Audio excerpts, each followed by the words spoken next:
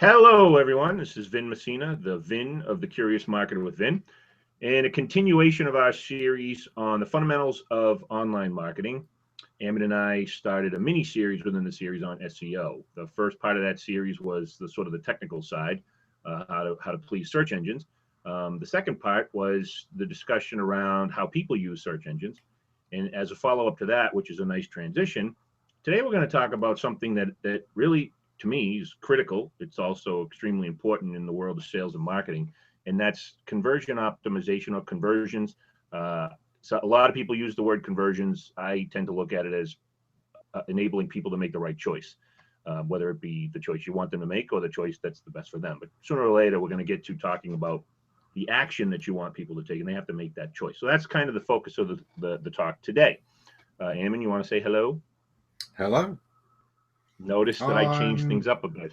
I'm thinking we might have changed things up. Didn't we have another session coming up on conversions generally across the web? And this one was particularly SEO, the business Just side. SEO related. Yeah, this is just SEO related. Yeah, I apologize if that didn't come through. But what I changed up was the fact that I didn't say hello, Ammon. Yes, I did notice. You didn't fall for it this week. It only took me, 10 weeks, I think? No, 9 weeks? 9 Anyways, sessions. so what we're really talking about here is something I could get across with a story. I work with a dentist, and we do local search engine optimization. And I started looking at the analytics about 6 months ago, and I noticed that we were ranking on page 1 for a lot of very critical search terms. But I also noticed, using Google Analytics with some tutelage from my buddy David Kuchar, was that people weren't clicking on the website. So it was something worthy of investigation. I did some investigation. I uncovered some of the problems and the flaws. I made some minor adjustments, and within a month, they started to show demonstrable results, not just in the click-through rates, but also there was an associate increase in actual patient acquisition. Now, it's difficult to bring those two together unequivocally because we haven't gone in and done any kind of empirical study by asking those patients. But that was the only change that was made. So it's reasonable, anyways, to conclude that some of those patients were affected by the click, by clicking to the actual website. So that's kind of what we're talking about today, and that is you can do all the things you want to do for search, getting ranked and whatnot, but if people aren't taking action, it really doesn't do that much good for you. So that's the general topic of discussion today. Ammon? Yeah, absolutely. It's one of those things, it's great to have a page 1 listing, but what does that matter if nobody clicks on your listing because it just doesn't look right in the context, or it doesn't appeal to their search? If they click through but never go on to look at a second page, again, what's the point?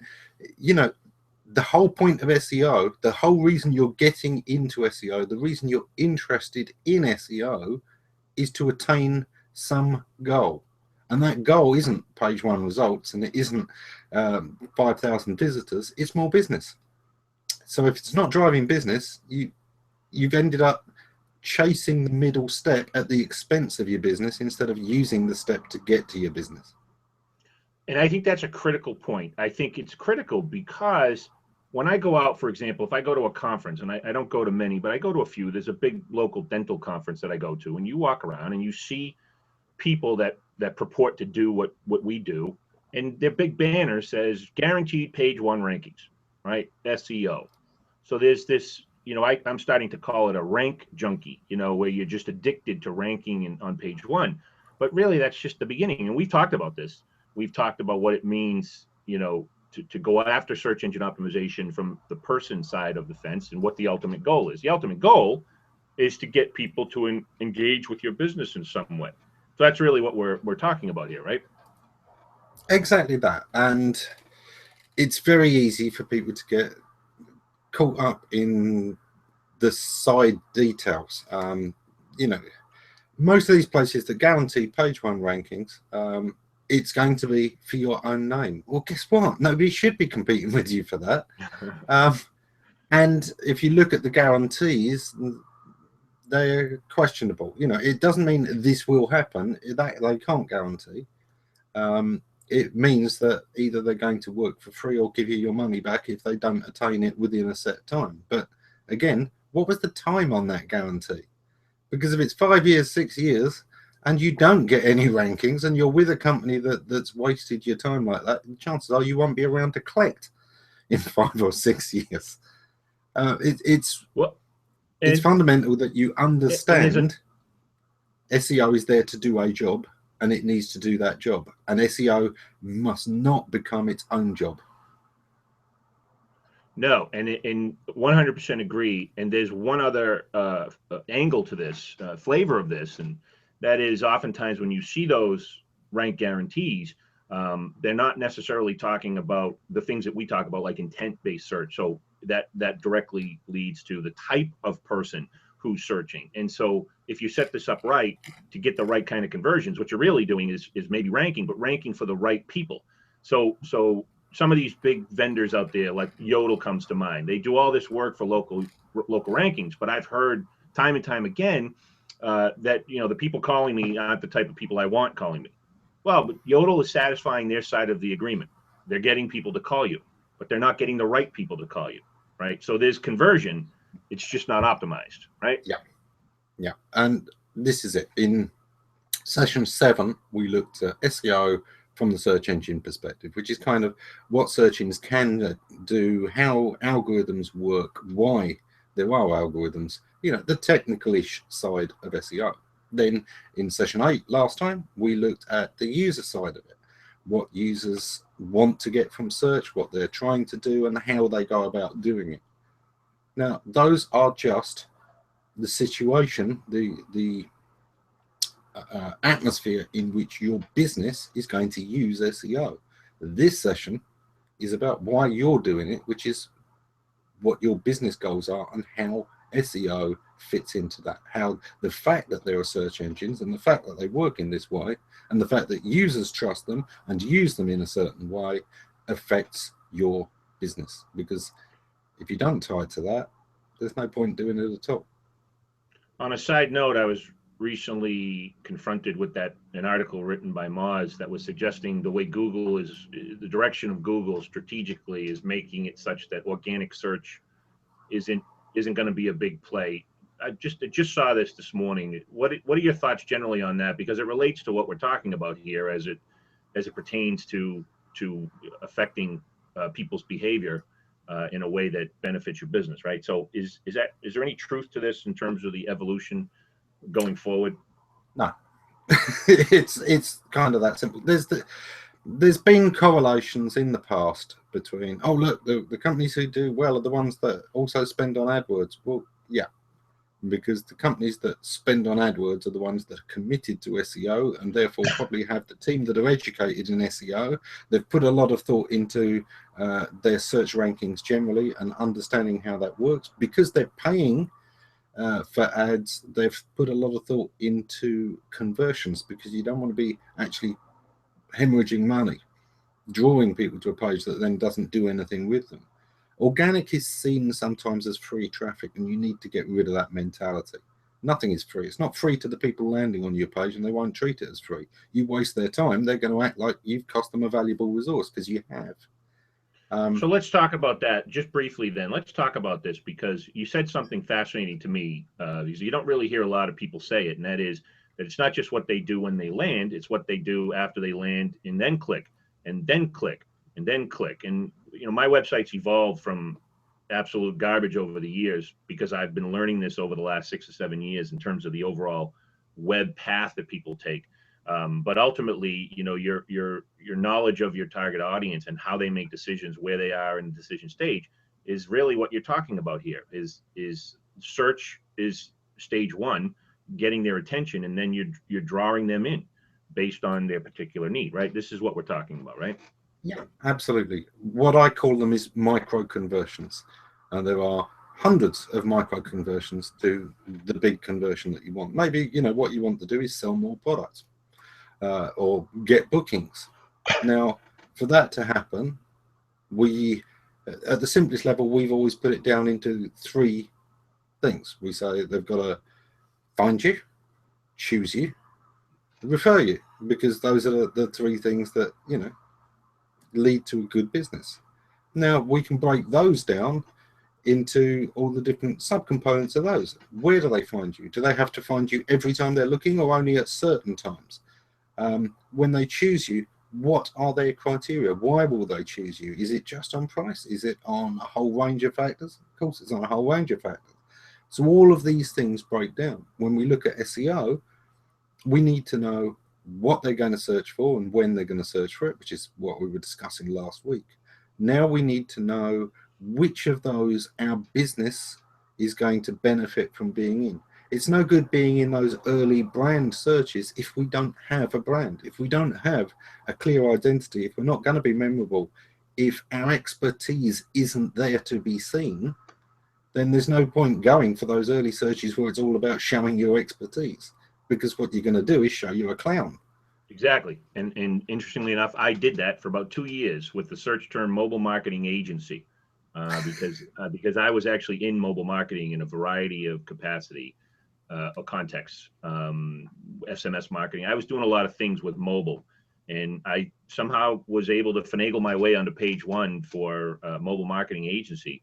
And it was hilarious because I was able to observe over the course of, say, 6 to 12 months, what a waste it was. Because when they actually landed on my website, I didn't really have that kind of a brand message, if you will. But putting that aside, the other thing that when I talk about getting found, chosen, and referred, you got it exactly right, and that is that there's complexity underneath each one of those. One of the things that I like to talk about is when we say get chosen, I say get chosen because what I really mean there is they choose to do something. Doesn't mean they've chosen to buy you. Just means they've chosen to do something. That could be a click, that could be a scroll. These are the things that we're talking about. So I know, for example, David Kuchar loves to write about the scroll, if you will. But when I say choose, I don't necessarily mean you're the selected vendor. I mean an action, downloading a book, reading your blog, sharing your blog. These are all choices people make that benefit you.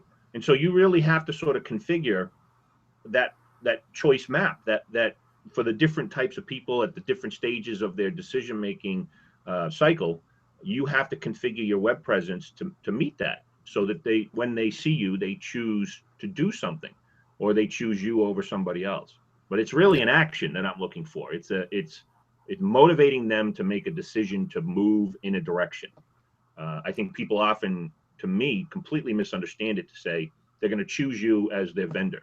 No, they might not be ready for that, but that doesn't mean they can't choose to do something else. Something as simple as signing up for a newsletter. Sometimes it's as simple as, are they going to choose to listen to your pitch? Because there are some people who start pitching and immediately it turns you off, and the last thing you're going to do is listen and take it seriously. So, you know, all of those things are part of it. When you manage to get your search rankings, even if it's for the right term, if your title and description don't get you clicked, you don't look like the right result, and there's something just above or just below you that looks more promising, you don't get the click. If they land on your page and that first paragraph doesn't engage them, or they don't choose to read, it doesn't matter what you say on your site. They're not paying attention. They're not going to see it. If you don't build up trust, no matter what you've said and how well you've said it, they don't believe it. Because everyone is saying we're the best, and they can't all be the best, and we all know that. So the default action when we go to any site is doubt. The first thing you have to do is win trust. It goes back to the very first session. The first session that led into the second session, and that was, you know, the concept of a buyer persona, the concept of ideal target, you know, your ideal customer profile, on and so forth. Understanding the people that you're trying to attract and get to do something. And I think in search, it's, and I'm learning as I go in the evolution of the development of my understanding of how these things work. The language that you're using on your page title, the language that you use in a meta description, you know, these are the things that are standing out. You know, they're the things that get the click, because not only does it necessarily look different than everybody else, but it resonates with the person who's doing the search. So understanding what they're looking for is of critical importance. Would you say that's true? Yes, absolutely. When you look at Google search results, you'll notice they often bold the words that you used in search so that it stands out. You can see why Google thought this was relevant. And the reason they do that is it's a kind of echoing. It's a kind of, yeah, here you go. Here's the words you used. We're using your own language. It increases the clicks. Now, we used to do that before Google was bolding it. If you can use the exact same words that they've used for when they're searching, you are more likely to get a click. If you can address the issue that's foremost in their mind for them doing that search, even in your title or description, again, you're more likely to get that click. If you're a brand they recognize, you're more likely to get that click. So all of those things go through to just getting the click onto your page in the first place. Once they land there, does your site load quickly? Is that have you got one of those great big image sliders at the top? I can't see any text. I've just got a great big image. And if that's the wrong image, I haven't engaged anybody. You know, are there all lots of ads above the fold? And it just makes me think, oh, all you're after is my advertising click. You're not interested in actually educating me. Again, I'm out of there, or it's increased Absolutely. my doubt. It's a progression. It's the first word they see. It's the first thing they see on your website, image or otherwise. It's that thing that says this person, this company knows who I am. I mean, to take it one step further, there's a couple of clients I'm actually pursuing this with now, and that is we have I'll use dentists as an example. We have a dental website that has the services, whatnot. That all gets ranked locally on and so forth. But now we're working on a tactical plan to actually have pages for the different types of patients. So one of the examples was that oftentimes a woman who's going to go to her high school reunion is in need of a smile makeover, and they're good sized cases. It's great dentistry. Cosmetic dentists like to do them. So I'm working on a game plan where we literally set up a page for that type of candidate, for that type of prospective patient. And if you can imagine then that when someone's in the business of searching for not just a smile makeover, but anything related to their going to their high school reunion or whatnot, there's a good chance that the dentist is going to pop up, but it's going to pop up with a page and a page title that's going to resonate with that person.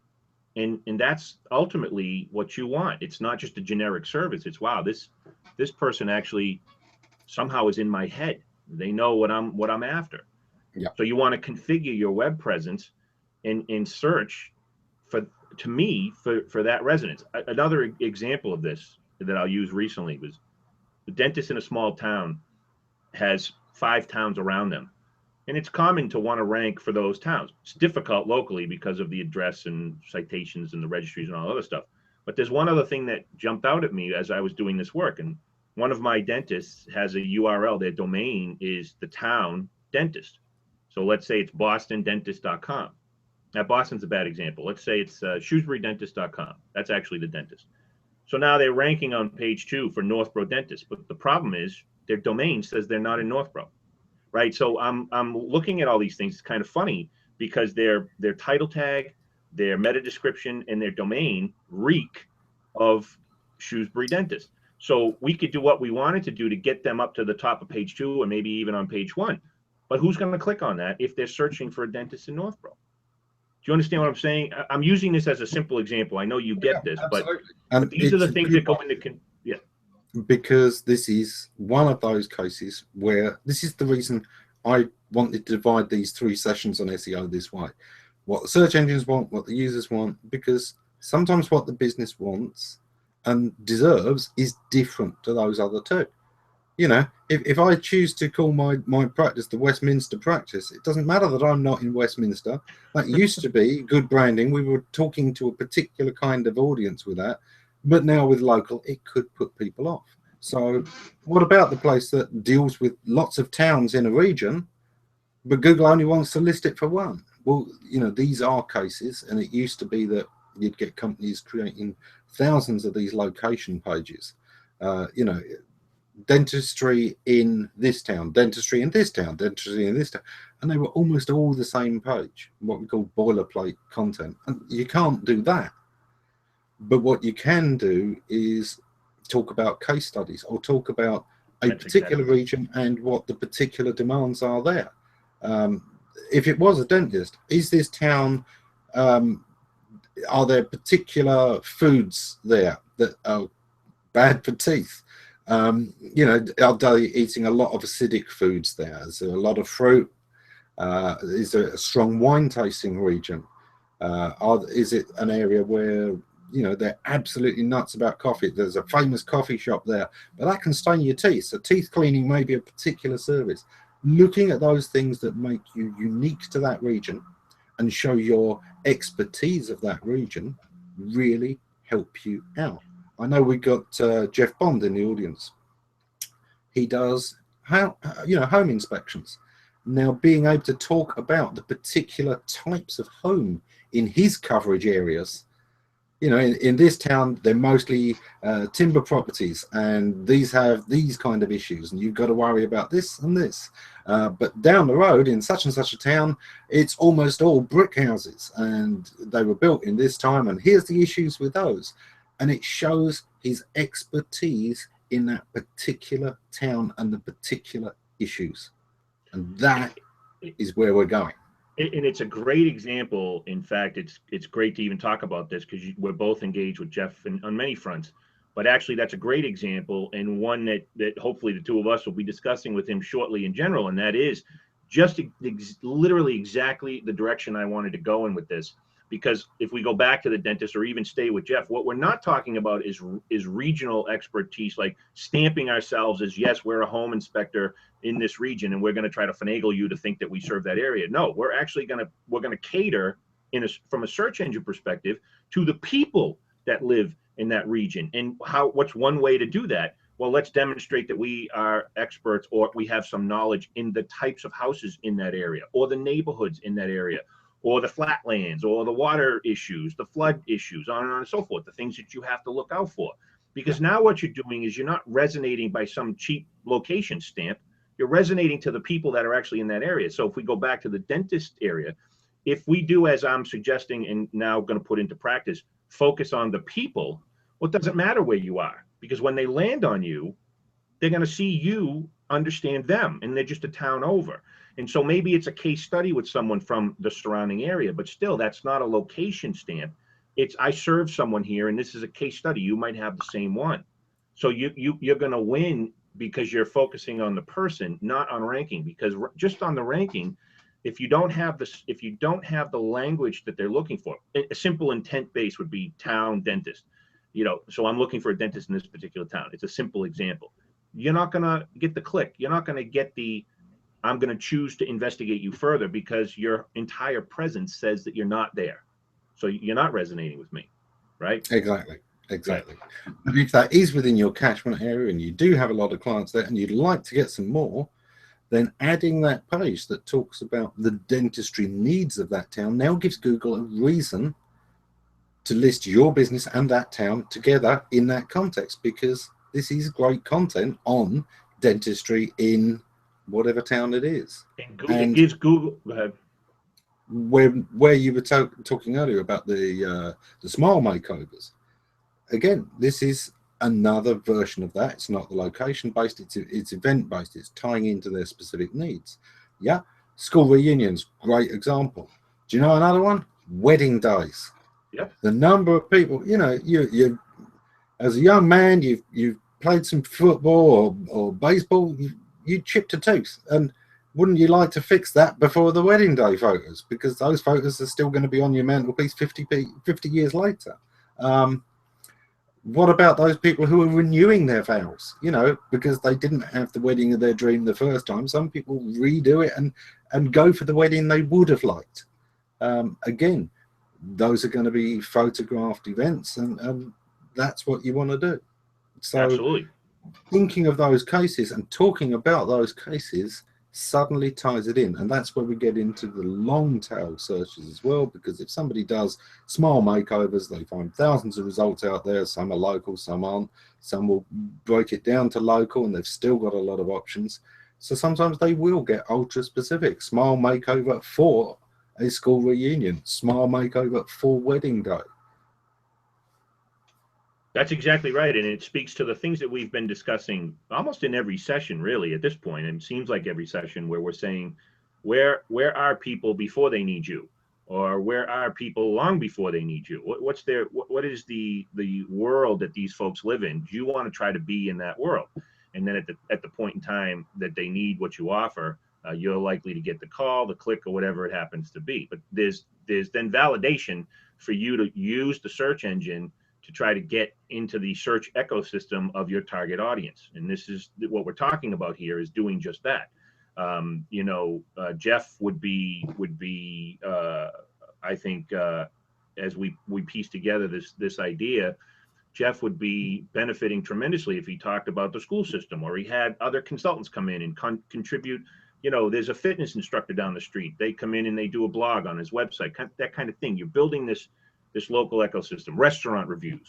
Jeff goes out to eat in an area. He writes a restaurant review, right, in that area, because it's something other than the business that he's in, but it's related to the people in his target audience, and he's starting to use it to build a relationship. Something as simple as restaurant reviews is a very easy thing to do. When you go out to eat, write something about the restaurant on your page or your website or whatnot. But anyways, those are just some basic ideas. The concept of it is to try to immerse yourself using search engines into the world of the people you're trying to attract, right? Exactly that. And a lot of the time, home inspections are done when you buy a new property, or you're even thinking of selling one, because those are the kind of times when you want to know that it's worth what it's worth. So talking about the biggest improvements you can make to a home to increase its value, or the most essential things to fix to get it the most from its value. Preempting. That's right. And likewise, if you're in the buyer's market, what are the things you could look for that tend to take a lot off the value, but are the cheapest to fix? I.e., it's where you can actually get a bargain if you're willing to do a little bit of fixing work. Those kind of things really play to his market before they're his market. 100%. It's a content-based business. He's a subject matter expert. There's no question. I'm in a B&I chapter. I've got an electrician, a tree guy, a plumber, a contractor. These are all subject matter experts. They're walking blogs. They just don't understand the concept of a blog or any content. I don't want to use, because I know we go back and forth on the whole blog thing, a white paper, whatever it's going to be. They're walking content machines, because they have the answers to questions that people have. And in home ownership, there's at least 10,000 questions that come up as soon as you buy a home, and they evolve over time. He wants to be Johnny on the spot in answering those questions, because people do search. I got this. It's one of the first things I do. If I have a leaky whatever, I go and I search. And I almost actually laugh at how unprepared the local businesses are to greet me when I search. Unfortunately, It's really difficult to convince them that they should. But he's got an enormous opportunity to use content and his expertise to exactly that. Preempt it. Be there before they need you with knowledge that you can provide that they need. Yeah, it's a whole different level of search engine optimization, right? Exactly. And where we are talking, we focus particularly on professionals with this series, because, that's a large part of the particular market we want to address. But the whole basis of a professional is somebody with a deep knowledge that isn't common. That's what all of these things are, whether it's a medical knowledge, a legal knowledge. All of these things are a specialist knowledge. You are absolutely the fountain of knowledge for a particular thing. That's why you've got a business. So Exactly. leveraging that and being able to get the conversation started on that even before they've booked your time, so that they go, this guy, I've always wondered that. And finally, somebody's explained it in a way I understand. That is gold. That is solid. But this applies to bakers. This applies to florists. This applies to retail shops, particularly if they're specialty shops, right? You think of the Harley Davidson vendor, right? I mean, come on, they're a fountain of information on all things oriented to a motorcycle. Because I think ultimately, when you peel back the layer of just about any business, that you're in a business means you've developed some expertise, whether it's, even if you're just a distributor of someone else's product, you still understand that product. If you distribute cleaning supplies, you could have a whole blog or content on, tips to keep your house clean, or different cleaning, solutions, if you will, or tools to clean certain messes, on and so forth. But it isn't just related to professionals. It just happens to be the businesses that I serve. But these concepts, particularly as it relates to search, they apply to everybody. And I think the reason being is because of you defined it either the end of first session or the beginning of the second session, is how people use search engines. The vast majority of them, the ones that we would attract from a business perspective, are looking for information. Yes. You know, yes, there are those moments where I just need a plumber right now. You know, that does happen, but the majority of the time it's because I'm trying to solve a problem. You know, I'm looking for an answer to a question, and so that's why you want to meet them there, right? One of the things that I talk about is anti-commercial searches, and a huge amount of searches made are there not to spend money, but to avoid spending money. If I look up what causes that knocking noise in my car when it does this, it's not because I've never heard of these people called mechanics. It's not because I don't know that garages exist. It's because I want to see if there's a way of fixing it or minimizing the cost before I take it to the professional. And the thing is, look, that's human nature. Embrace it. Yeah, there are people who are going to want legal advice without hiring a lawyer for every moment of it. And what you need to do is show them the value of why they hire you. That yes, you can give them general advice, but you can highlight how this case, this case, this case all completely contradict that general advice, and it can be a small detail, and that's why they call. So here's the general thing, and if you're not sure that this is going to apply to you, just call us up, and in a short, easy session, we'll go through and analyze this for you. That is the sale. That's exactly how it works. I mean, across the board, that's how it works. When you appeal to somebody and the things that they're trying to get done, you know, one of the funniest commercials still on in this area. It's a criminal. No, it's a civil. What do they call it? The ambulance chasers. I hate to use that term, but it's a personal injury lawyer. The personal injury lawyer. There's a personal injury lawyer in Boston. He's been doing TV commercials for I don't know how long, and every one of his commercials starts with, "So you've been injured you've been exposed to asbestos, you've been run over by a tractor, you've been, right?" So what he's doing is he's setting up the scenario, and the person who says, "Yeah, you know what, I was just run over by a tractor. I'm going to call this guy."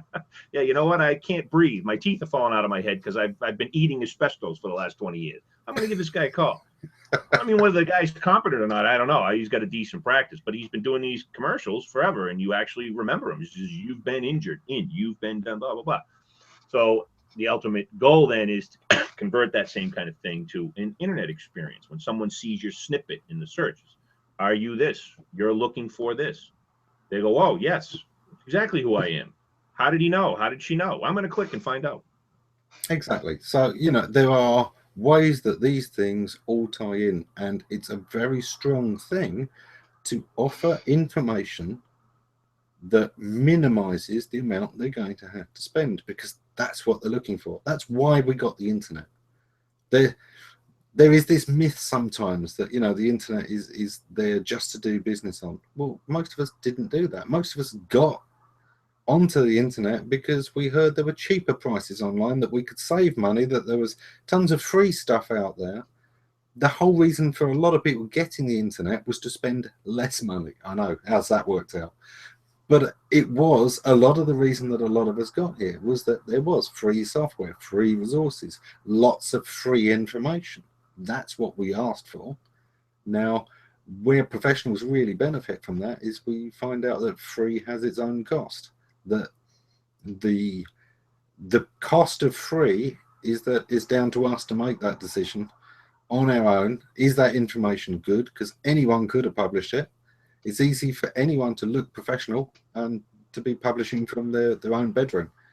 Well, and that leads to the notion, and I didn't expect to go down this path, but just briefly, of the book called Absolute Value, where the authors are talking about the things that we already are aware of, but maybe at a much deeper level. And that is that people can experience you before they experience you, and they're not doing it necessarily by your marketing message. They're doing it by what other people are saying. And that also ties into search because of, well, you know, aggregated sites like Yelp and whatnot, but not just that. You know, you can enter in, you know, do you have an opinion or have you experienced this product? And you get a list of blogs, you get a list of reviews, you get a list of a lot of things that's going out, that's going on the internet about you.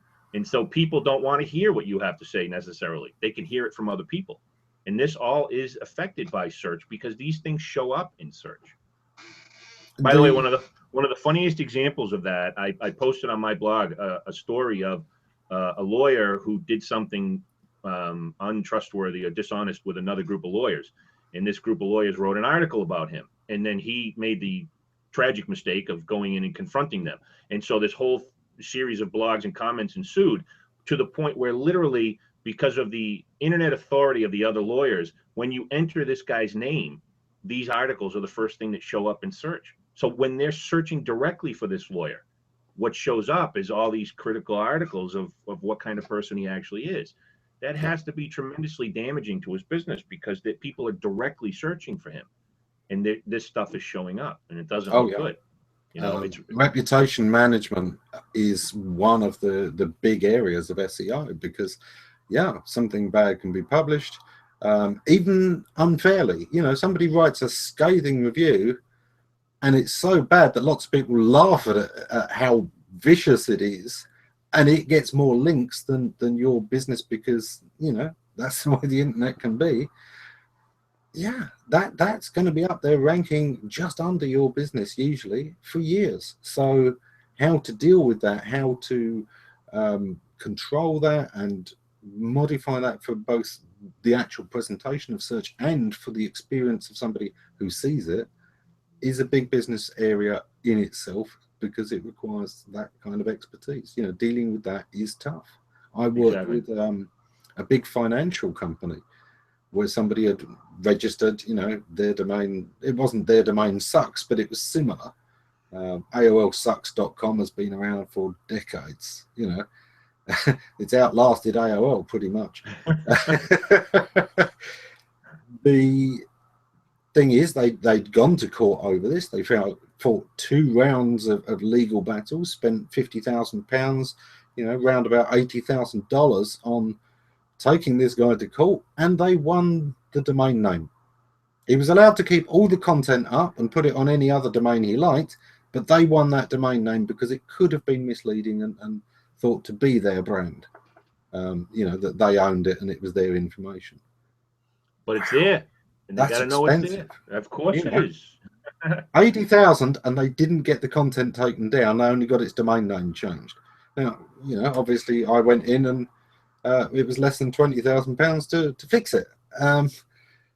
You need to understand there are ways of dealing with things and there are ways of not dealing with things, and your expertise in whatever profession you're in is your chance to show people what your expertise is worth, what your product is worth, what your skill is worth, what your service is worth. And every time you get the chance to give the uninitiated information, and you can show them the level of thought, the level of consideration, the level of detail that goes into this, you're throwing that bit of doubt. Well, look, this is why it's a professional skill. This is why not just anybody can do it.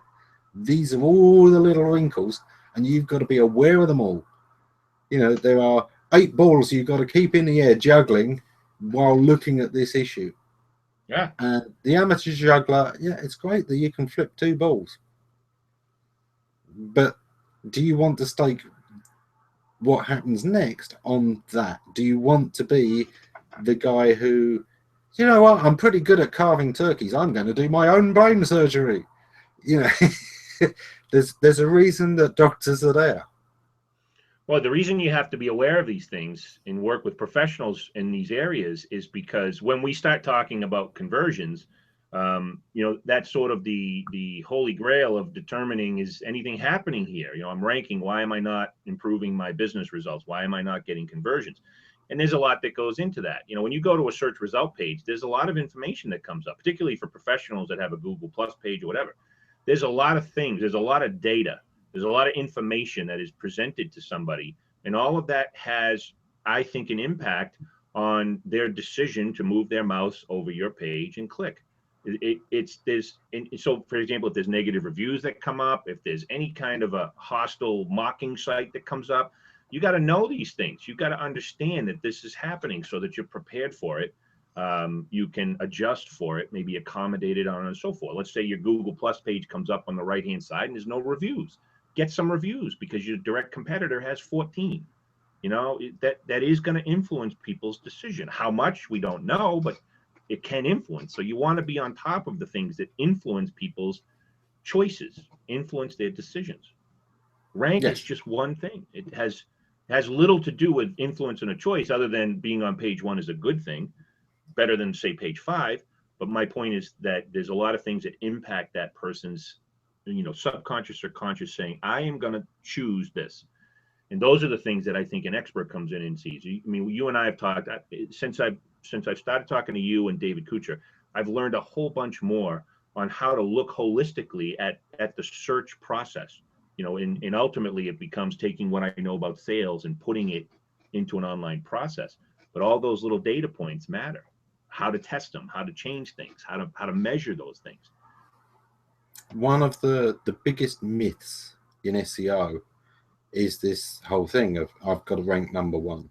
There are so few cases where you even want to rank number one that it's not even funny. It's the biggest myth in SEO.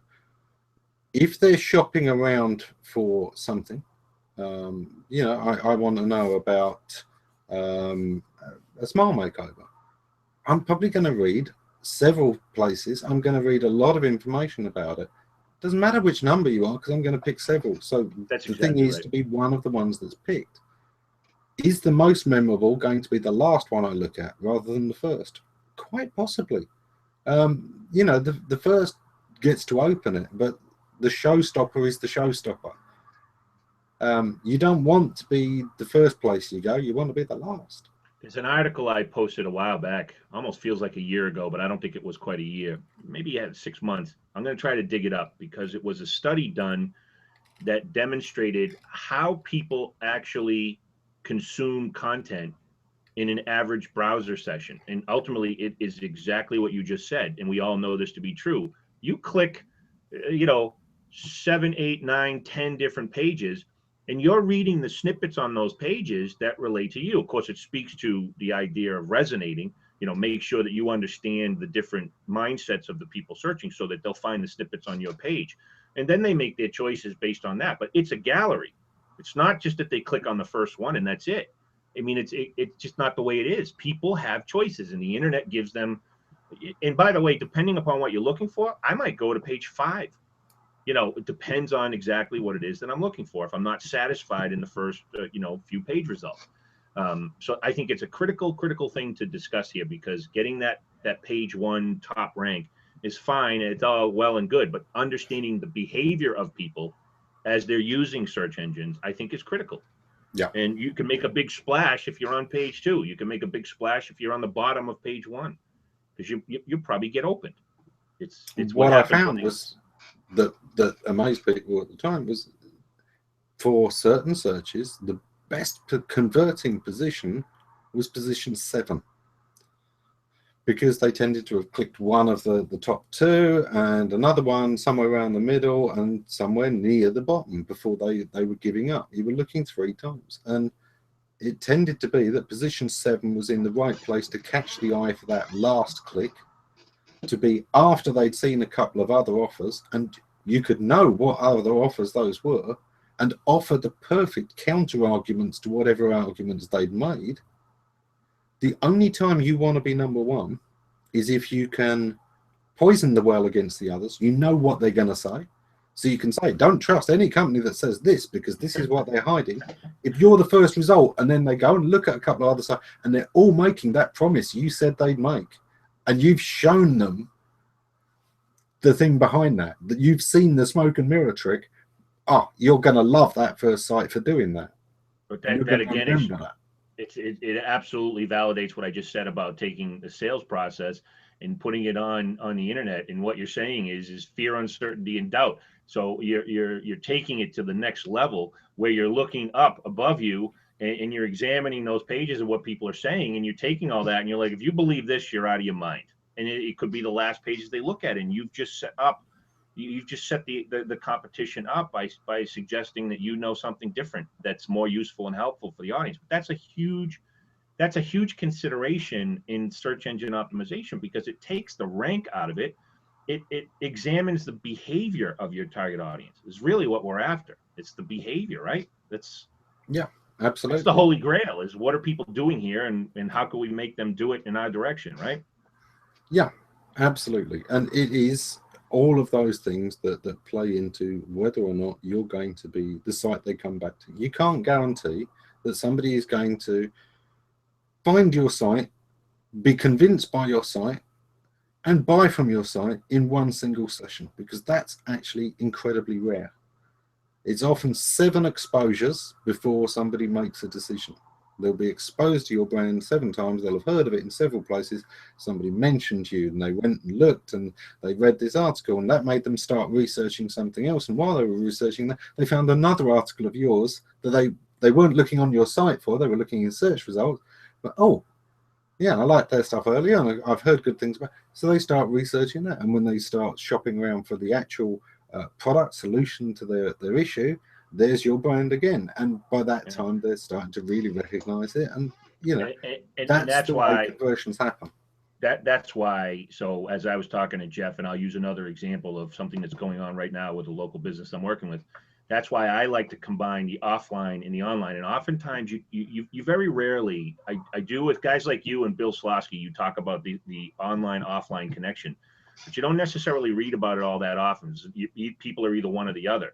The fact remains, in someone like Jeff's perspective, I'm talking about getting out there and doing networking, getting out there and doing live face-to-face seminars, because you're building up a reputation, if you will, physical, like people know you in the community. And then when they go and search, they see your name. They're like, oh yeah, I know Jeff. Jeff was over here. So to put that in perspective, I'm doing a financial literacy with the CPA in the area, as you know about. You've seen me publish about it all.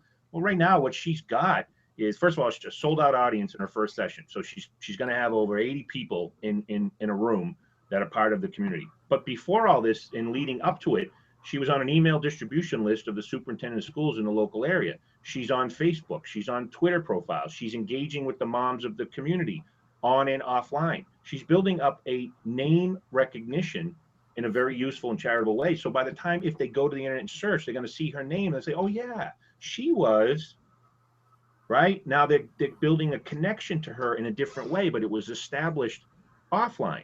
And I think it's important. The reason I'm bringing this up is I think it's important to connect the two, because I don't think it's one or the other.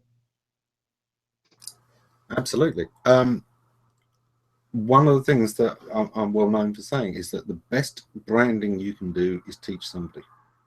You teach somebody something, they don't forget it.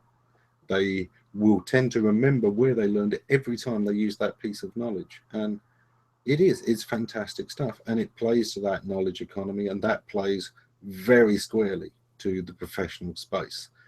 If you are the dentist who changes the way somebody approaches tooth care, their daily brushing routine or flossing routine is changed by something you said that you've taught them, that is incredibly meaningful. Because Incredibly they'll meaningful. pass it on to others, and they'll tell them where they learned it as well. And it really does travel around, and But that is branding. they're all related, and I bring it up because the brand in any business, really, branding is, we know branding is a very, very important thing, personal, corporate, whatever it is. Big brands spend a lot of money on building their brand, because brand recognition is a pretty important thing. It's a decision maker. It simplifies things. Oh yes, Coca-Cola, I'm going to drink that. I know all about them, right? So we're trying to do the same thing on a smaller scale with the Jeff Bonds of the world. We want Jeff Bonds' brand to be recognized. Yes, I need a house inspected. There is no decision. It's Jeff. If Jeff is really where we want to go. I'm a realtor. I need an inspector. Yes, Jeff, that's where we want to go. It takes a little time to build that up, but you do it in such a way that you marry the on and the offline. So by the time they are searching, he's got the name. And the name, it's going to be difficult, if you will, to compete with that when we talk about the conversion, because Jeff's got the name. He's got the brand. So the decision is almost made before the search results come up. Then it's just validated by the search result. I had this conversation earlier this week where I'd said about brand, and somebody equated brand with big brand. And I think this is a common thing that a lot of people do. They think brands are big companies. And what I pointed out is brand is just a very simple word for a very complex concept, and it's everything about how people think of you, how they perceive you, but mostly what are the associations in their mind when they see you or your name. And if there's none, there's no brand recognition there. If they think of some good stories they hear, oh yeah, my sister was raving about that, you know, they hired them, brilliant. That's, you know, very positive, strong branding. It's all about those associations. The So associations are critical. It's the association, what people associate with your company that makes the biggest difference. In bigger name brands like Coca-Cola, it's Toyota, for example. Toyota's a better example. Years ago, they were all about trust. Economical car that you knew you weren't going to have to maintain all that much. It was pretty much going to run itself into the ground. It came to be associated with a car that was reliable, right? Now, part of it was the quality car, part of it was their brand message, part of it was experience, meaning that they matched the promise, right? The cars did last for a while, and then of course they sort of fell off the rail a little bit there. But the yeah, same it was holds true for a that local brand. Toyota, the Toyota Hilux pickup truck that you just couldn't seem to kill was what really sort of built that brand. Exactly. You're right. And then they came out with the Camry in America, and Camry was like the #1 rated economical car in the country because it just, you couldn't kill the thing. You know what I'm saying? You could pour orange juice in the gas tank and the thing would still run. It was just one of those things.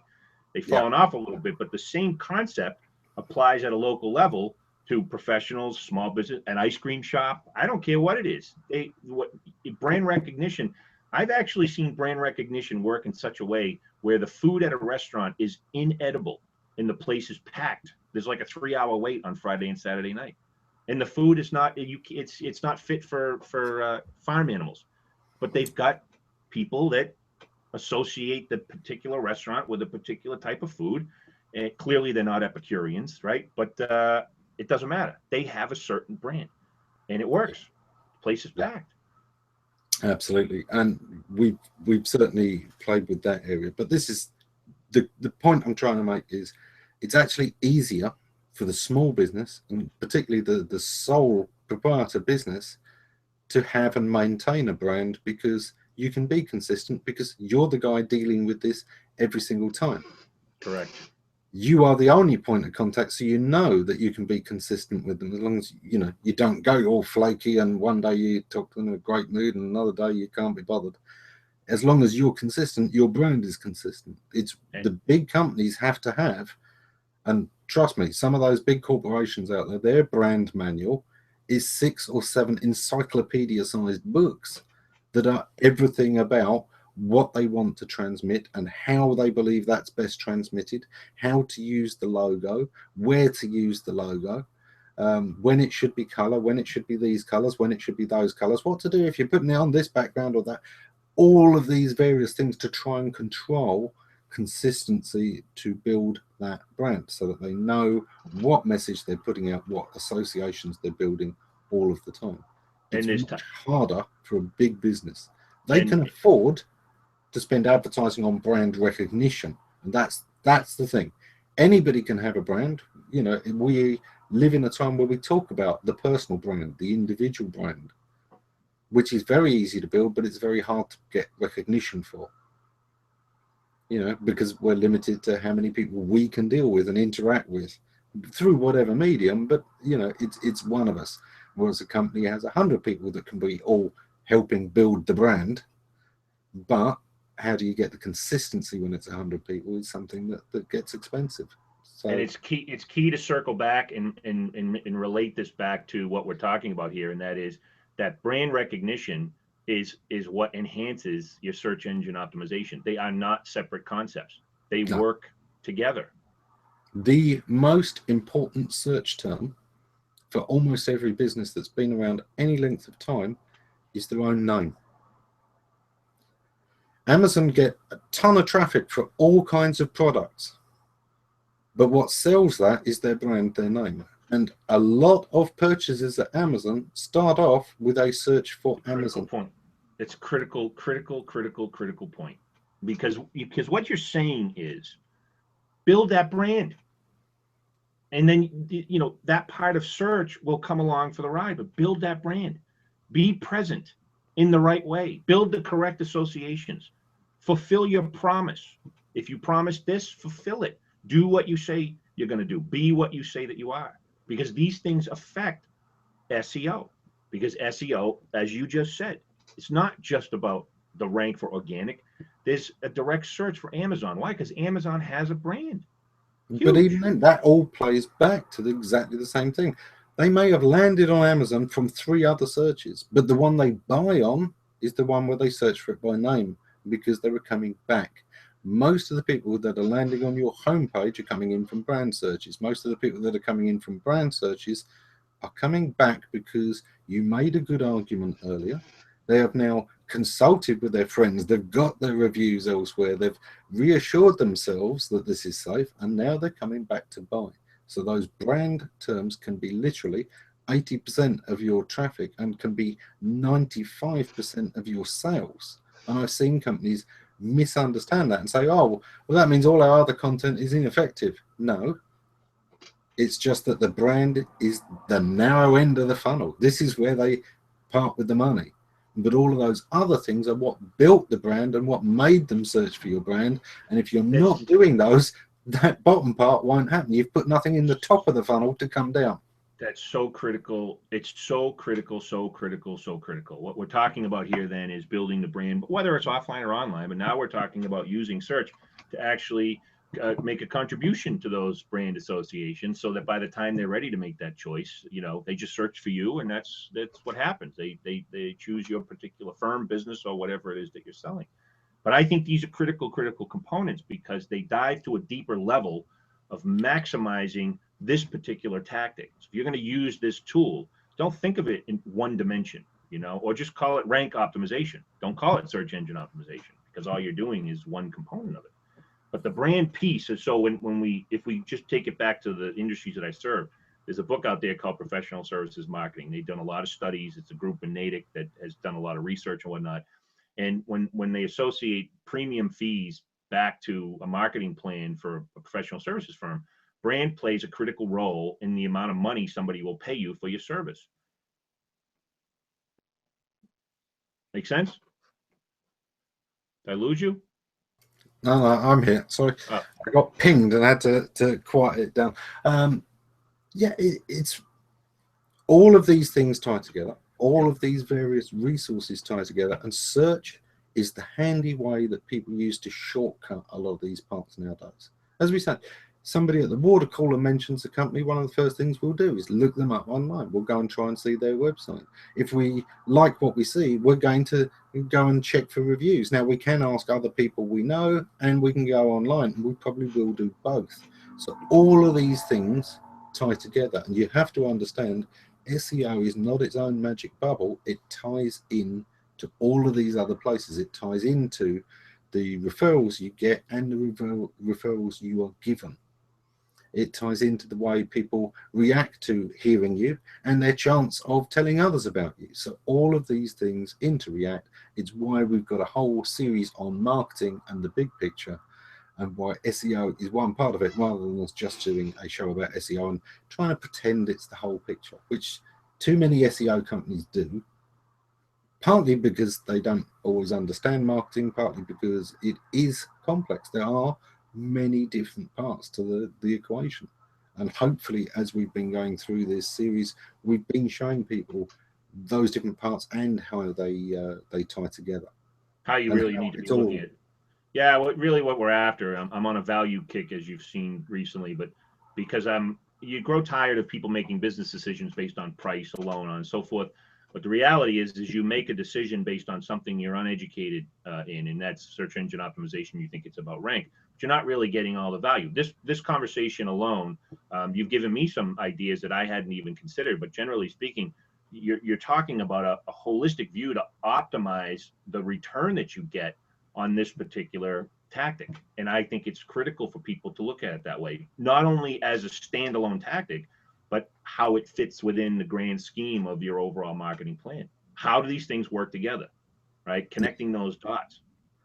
and that has been the big move at the top end of SEO with the you know, the big C-suites at the biggest international corporations, the biggest challenge they have, one of their hottest terms at the moment, is integrated marketing, because they're doing all of these different things and they know they're supposed to do all these different things. They've got their TV ads, they've got their print ads, they've got their HR, they've got a lot more emphasis on their customer support, they've got customer support on their website, they've got customer support via phone lines, and trying to tie it all together and get one overview, one management, one system is incredibly difficult for them, and only made more difficult by the fact that so many of the smaller agencies and components that deal with only one thing don't like to share the credit. They don't like to not be.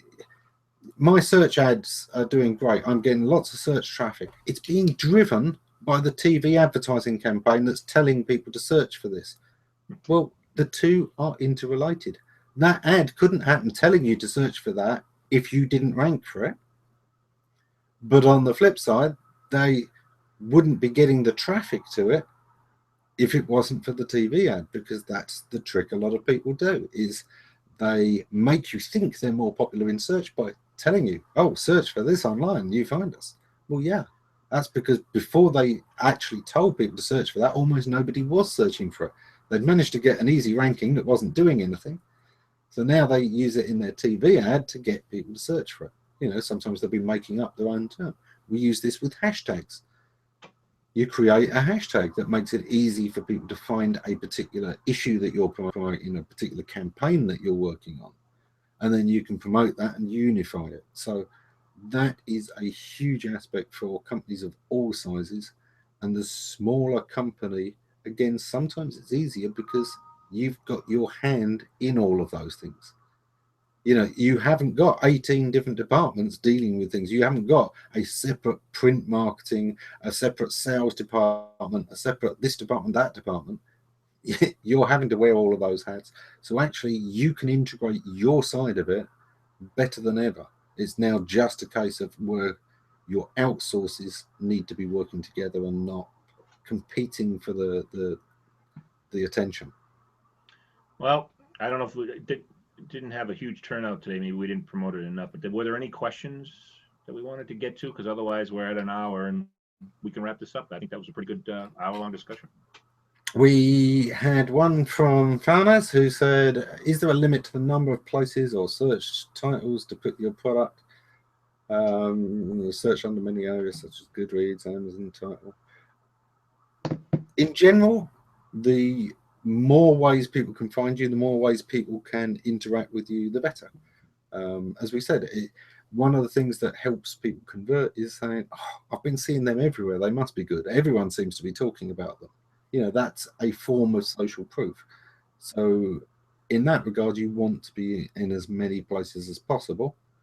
But you don't want to be competing with yourself, and you don't want to look like spam. So that's the kind of balance you're trying to come up with. There was also this one from Kristen. Not all of this one's come through.